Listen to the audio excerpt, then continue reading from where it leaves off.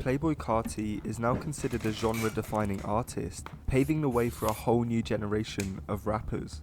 Yet things weren't always simple for the Atlanta-based musician. In fact, it wasn't until recent years that Carti truly started to get respect from the majority of rap fans. That's true. This video will detail exactly how Playboi Carti forced people to change their opinion of him, using one person in particular as a perfect example. Get in my way and try to block. Lil Skies. In New York, I'm Millie Rock. Hiding in my socks. The year is 2017. Artists like Lil Skies, XXXTentacion and Trippie Redd are all blowing up right now, and amidst all of them is Playboi Carti. This group of artists would define the time now known as the SoundCloud era. Yeah, I ain't gonna lie, that was a good time. I don't know about this nigga, but for some reason this nigga went hard in 2017. Would witness a complete I don't know why. shift in sound. Like Like anything different, however, this new style would get an abundance of hate. That's foul, bro. Stop, bro. He said, I ain't got no faith in the new generation. They're fucking illiterate, guys. The mumble rappers can't rap for nothing. Predominantly, it would come from people who couldn't accept that hip-hop didn't always have to be lyrical, otherwise known as old heads. Those same people would coin the term mumble rap, putting Playboi Carti in the crosshairs of their hatred. Take a look through the comments of Carti's XXL freestyle, and you can see it firsthand. I promise you, if Carti had dropped this freestyle today, not a single person would blink an eye. Whilst the mumble rap label would stick around for a while, it slowly started to fade out of existence over the next few years. Carti never minded it though, with him famously mentioning the term on the song R.I.P. Fuck that mumbling shit. Fuck that mumbling shit. Buy that crack from my mama. Fuck that mumbling shit. This punk mentality of his would prove to be extremely useful, as the artist strived to constantly push the boundaries of rap music without caring what other people thought. If Carti had listened to the public opinion, his career would have never grown as big as it has today, whilst a lot of people still had to adjust. Okay, so... Bro, Die Lit was his... Oh my god, bro. Die Lit, bro. Damn, bro. That's like his... Bro. Die Lit is so... Still hard to this day, bro. Okay, so... Still hard That to was this the day. intro. It's called Long Time. I'm gonna come right out and But say it's like, I this do nigga just got lazy, bro. I don't like know. that song at all, but that was This a nigga just horrible stopped intro. trying. I'm sorry. The turning point of Carti's career would soon be underway. Let us fast forward 3 years, from 2017 to 2020, and it's safe to say that rap music had progressed a lot, as the SoundCloud style was basically integrated across the whole genre. In fact, the new sound introduced a lot of the younger generation to rap music, which gave the genre some of its most popular years since it originated. At the same time as this takeover, Playboi Carti would also continue getting bigger, with him winning a lot of people over with Die Lit. Slowly, more and more people were beginning to understand Carti's music, realizing it's how he combines his production and flow together which makes it sound good, and not the lyrics. But the public perception of Playboi Carti would forever change on Christmas Day in 2020.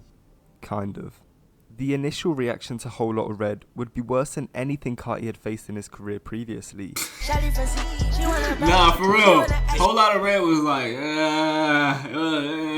nah. I never listened to that shit again after I listened to it on that day. With fans labelling the album Whole Lotta Skips, Whole Lotta Mid, or anything they could in order to Shit hate is on the not the album. same, bro. Fans that waited years for this project had felt like Carti had ruined Christmas for them. Yet this was the pivotal moment in Carti's career. Going against everything that people had expected of him proved to be a vital decision from the artist. Some people, like our case study, had enjoyed the album from the minute it dropped.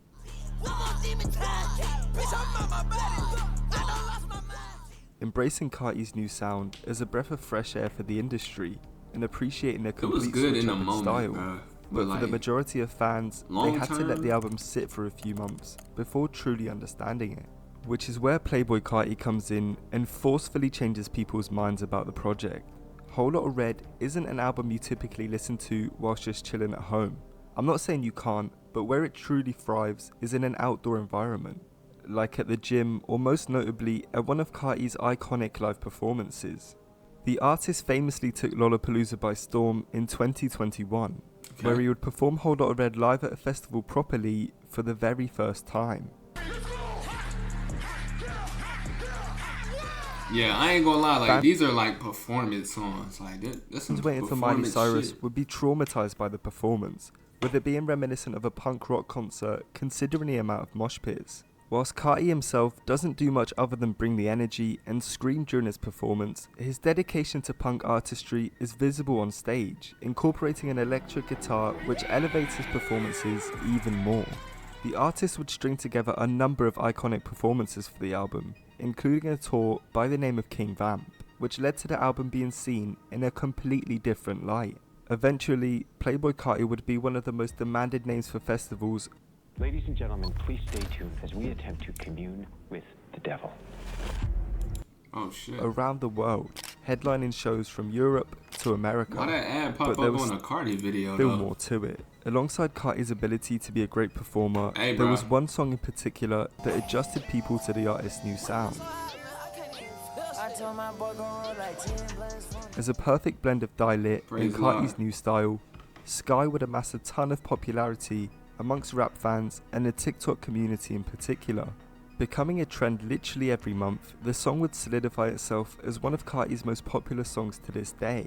It was played so much that people would slowly become accustomed to the new style that Carti had brought to the table. The music video to the song would reinforce the punk aesthetic that Carti had during this era, and instead of going for a typical video, flexing money and cars, he would opt to reference a movie by the name of Natural Born Killers, which was written by Tarantino. The dedication to his artistry is just another reason why Carti managed to make the rap industry take him seriously. Brings us perfectly onto his new look. During the SoundCloud era, Carti just looked like a regular rap artist. This feel like the best way for him to go. Like what Carti would evolve if into. he would have stayed doing the same shit, bro, I feel like he would have like. I don't think people would look at him the same as they did before. So like he kind of needed to do this rockstar shit to get bigger. He kind of needed to do it. He'd have more chance in believing that Yachty could make a psychedelic rock album. Well, the artist's new style certainly worked wonders for him. Role-playing as a vampire allowed Playboi Carti to stand out from the pack, and he managed to birth a whole record label with the same look. A record label that is truly shining in recent years. Not only did Carti force rap to take him seriously, but he also gave several new artists a pathway in order for them to gain significant success. So in just a few years, Carti managed to let go of the SoundCloud and mumble rapper tags as he became one of the biggest artists in the world. During the past year, he's been on a feature run that includes some of the biggest he got names like in a the whole world. new audience. The Weeknd, Kanye West, and Travis Scott, just to list a few. In fact, he's a frequent collaborator of Ye's, with the legendary artist being a massive fan of Carti and his sound. It's always two at a time. You know what I mean? It's really Carti and Uzi. It's really Carti and Uzi. Even giving the artist his first #1 song with a feature on Carnival. If Kanye gives you a cosign of this stature, of course the rap industry is going to take you more seriously. Hell yeah. But I've actually not mentioned the impact of Ye enough. As someone known for experimenting and dropping albums out of the ordinary, it may come as no surprise to you that the artist executively produced Carti's most popular project. And since that moment in time, the two have not looked back, with Carti being featured on both of Ye's projects since Whole Lotta Red, with many more collaborations seemingly on the way.